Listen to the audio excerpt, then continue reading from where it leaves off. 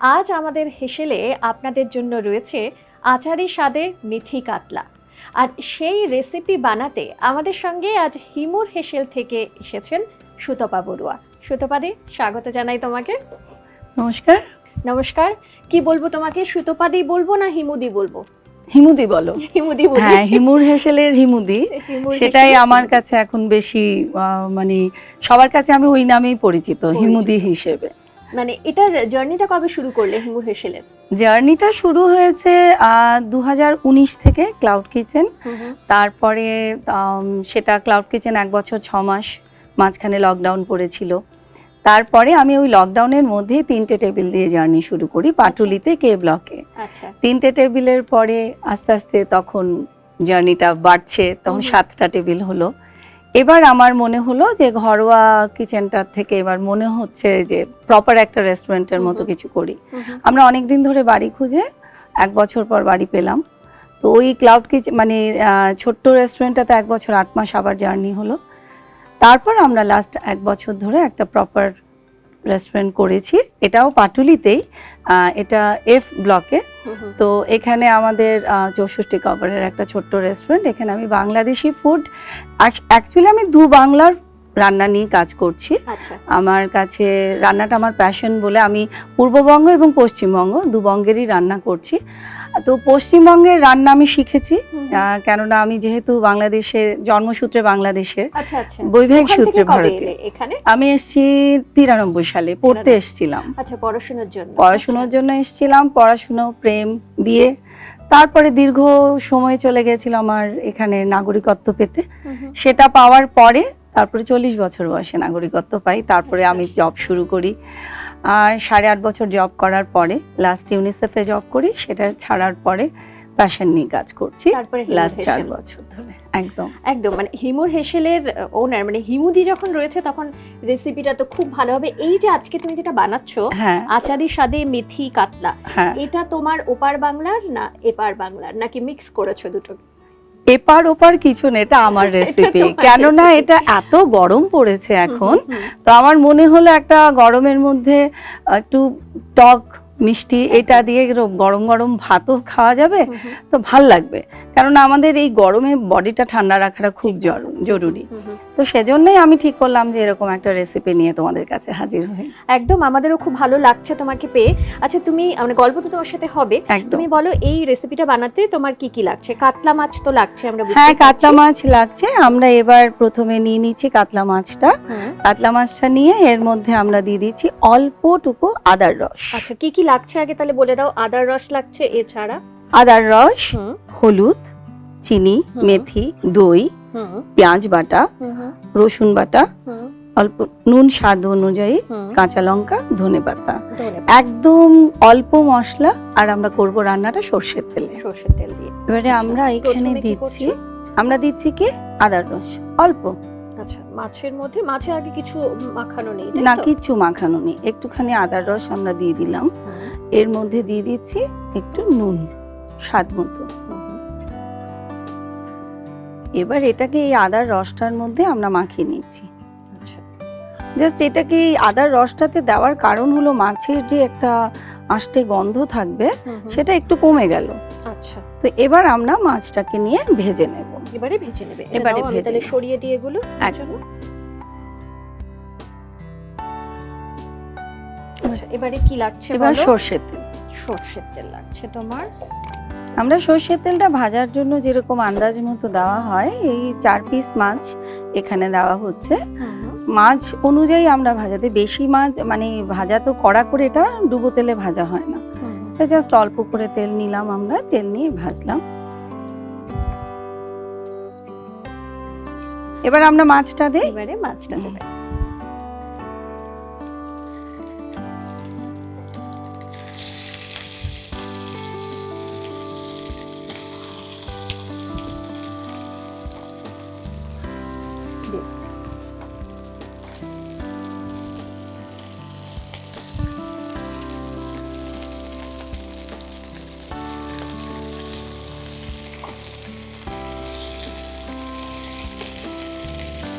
আমার ছোটবেলা থেকে এই রান্নার প্রতি একদম ন্যাক ছিল না, জানো, তাহলে একদম ন্যাক ছিল না।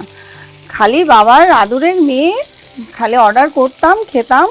বাড়িতে জয়েন্ট ফ্যামিলিতে বড়।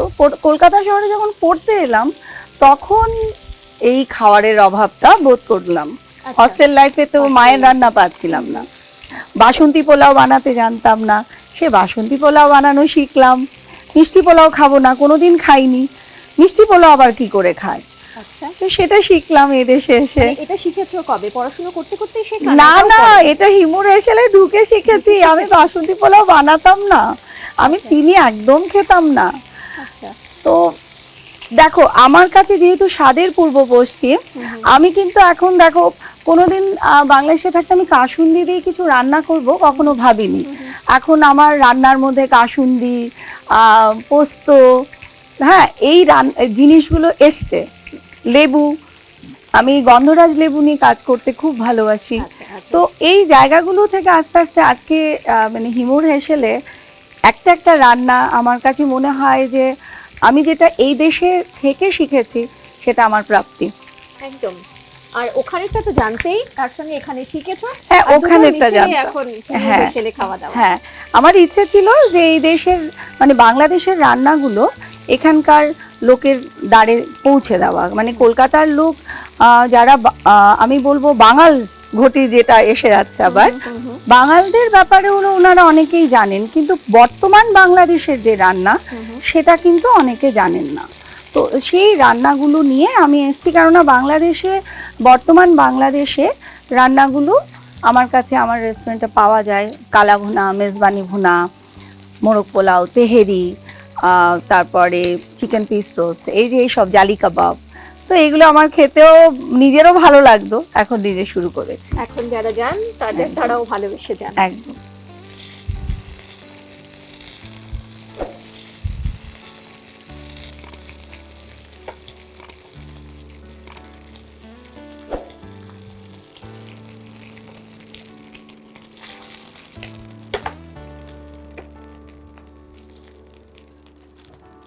এবারে বলো, এটা দিয়ে দাও আমাকে।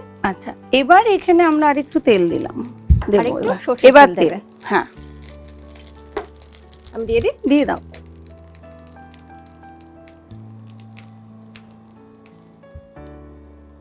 দেখো কতটা লাগবে। আরেকটু লাগবে, হয়ে গেছে।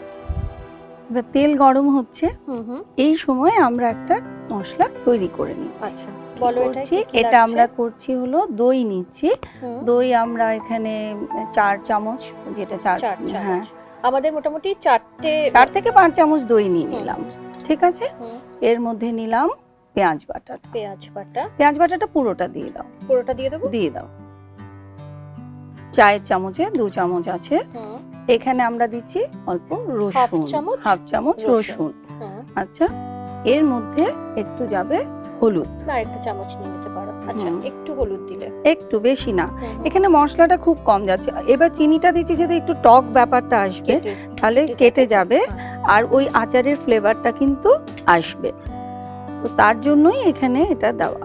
খুব সামান্যই চিনি দিলে তুমি, মোটামুটি হাফ স্পুন মতো। হ্যাঁ, এখানে দিলাম, কিন্তু পরে যখন আমরা আবার মশলাটা হয়ে যাবে তখন একটুখানি স্বাদটা দেখে আমরা আবার মেশাবো। এখানে একটু জল দাও। বাড়িতে মাছটা ভাজতে ভাজতেও মশলাটা তৈরি করে নিতে পারে। একদম একদম। কতটা বলো? বাস।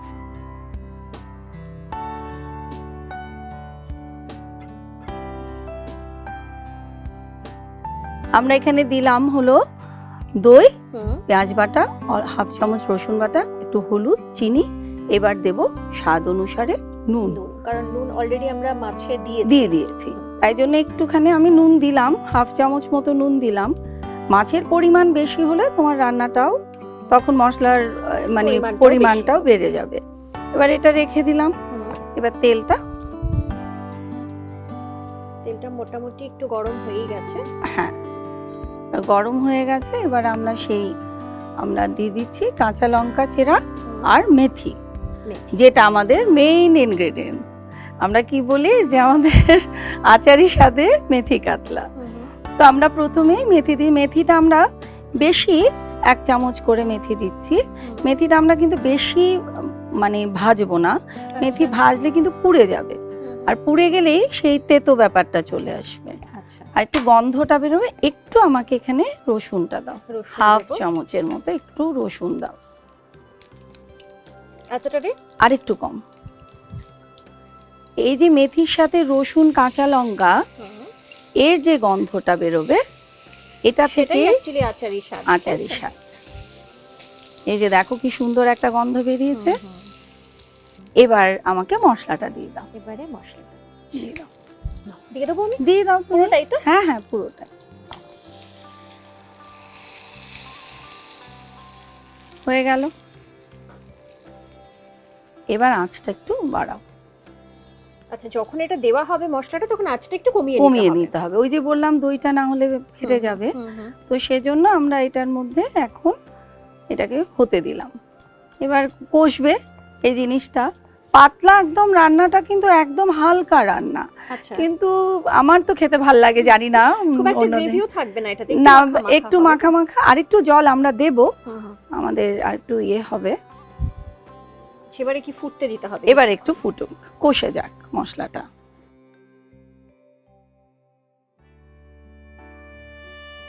আচ্ছা, এই তো তোমার 2019-এ হিমুর হেসেল নিয়ে তুমি এলে, তো এই চিন্তা ভাবনাটা হঠাৎ করে ইউনিসেফে চাকরি করতে, সেখান থেকে হিমুর হেসেল কিভাবে এলো?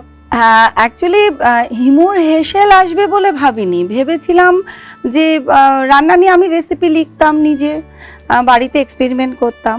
ওই যে 13 বছর গৃহবধূ ছিলাম, তখন একটা ফ্রাস্ট্রেশন কাজ করতো যে বাবা এত পড়াশোনা করেছে আমি কিছুই করলাম না। তা এখন আমার মনে হয় সেই 13 বছরটা আসলে বিফলে যায়নি, সেটা এসছে। তখন রান্নাগুলো শিখেছো, শিখেছি, এক্সপেরিমেন্ট করেছি। তো হিমুর হেসেলের জন্মটা ওই যে আমি যে যেতে পারলাম না, আমাকে ট্রান্সফার করা হলো তো ইউনিসেফ থেকে ছেলের জন্য। আমার মনে হলো যে আমি মা হিসেবে ছেলের প্রতি আমার কর্তব্যটা অনেক বেশি। অন্য কোথাও ট্রান্সফার করার কথা ছিল, তো সেটাকে আমি নিতে পারিনি।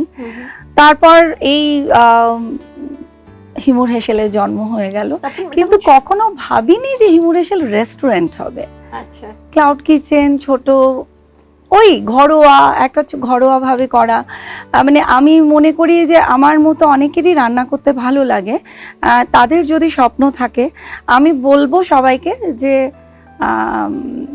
স্বপ্নটা দেখুন, বারে বারে স্বপ্ন দেখুন, স্বপ্নটা বড় করে স্বপ্ন দেখুন, দেখবেন আমার মনে হয় কিছু না কিছু আমরা করতে পারবো। বাহ, এটা খুব ভালো কথা বললে। মানে স্বপ্ন দেখে যেতে হবে, স্বপ্ন দেখে যেতে হবে। সফল হবে কিন্তু সময় লাগবে। হ্যাঁ, এবার আমাদের না মাছটা দেওয়ার একটু সময় হয়ে গেল। এবার আমি দিয়ে দেই।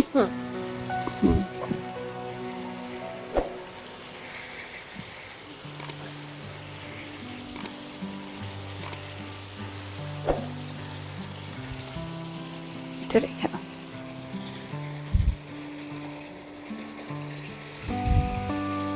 দেখো কিছুই নেই কিন্তু রান্নাটায়, একদমই তাই। কিছুই নেই, খুব একটা বেশি না সময় লাগবে না। আমরা এবার একটু হালকা জল দেব। জল দেব, দেখো তুমি কতটা দেবো। দাও তুমি, হয়েছে, আর দিও না।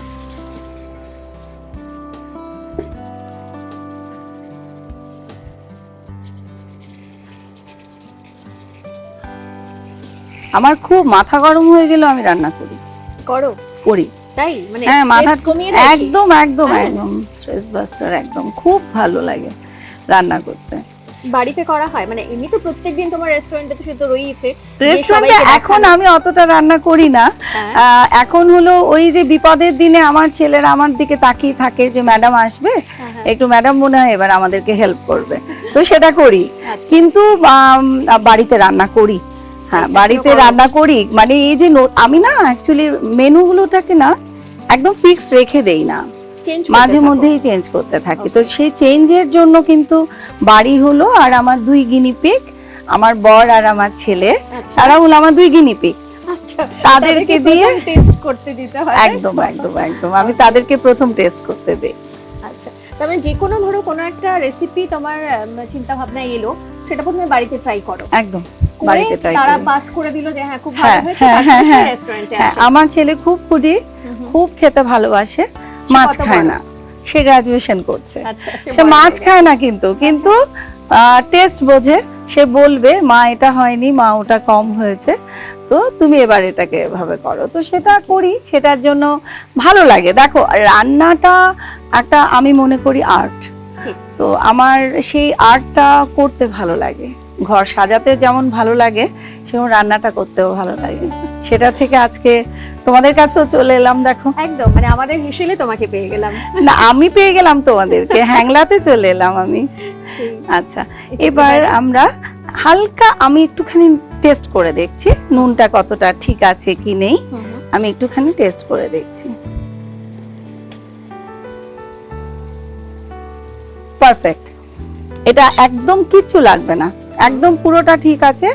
যেটা আমাদের এবার মেন কাজ সেটা হলো একটু কাঁচা তেল ছড়িয়ে দেব, ধনেপাতা ছড়িয়ে দেব। এটা কি কম করে দেব? না এটা থাকবে, এখন থাকবে। আমি আগে ধনেপাতাটা ছড়িয়ে দেই, এবার তুমি তেলটা ছড়াও। কাঁচা তেল আমি দেবো? হ্যাঁ তুমি দিয়ে দাও একদম। আচ্ছা উপর থেকে এই তেলটা দিলে তেলেরও একটা হ্যাঁ ওই যে মেথির সাথে যে আচারের যে গন্ধটা সেটা আসছে। কাঁচা লঙ্কা, এটা হলো ঘরোয়া টোটকা।